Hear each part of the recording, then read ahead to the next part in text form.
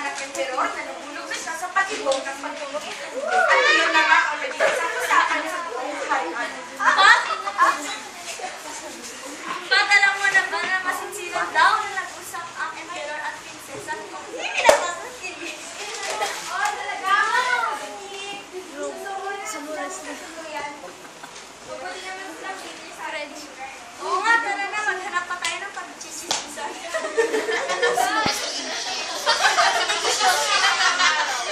Mas malapit pa ang emperor at ang prinsesa.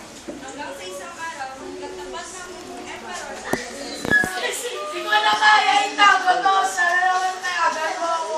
at naghandog ng kanta ang kanyang alipin sa prinsesa.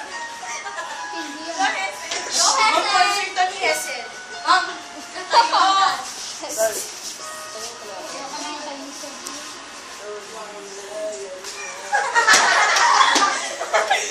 Uy guys, translate nyo. Saan mo?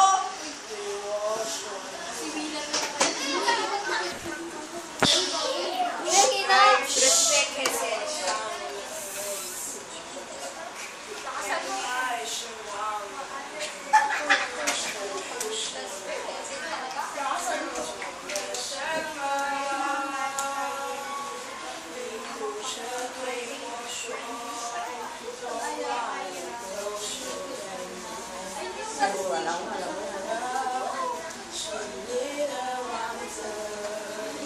Bakit tinuro sa inyo? French, nakikita mo. French,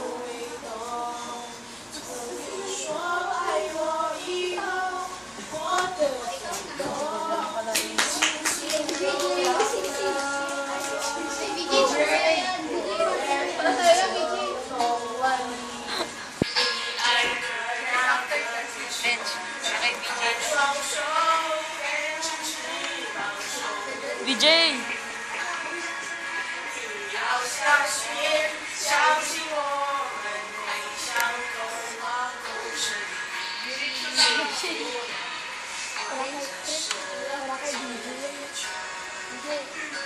Si Jack dapat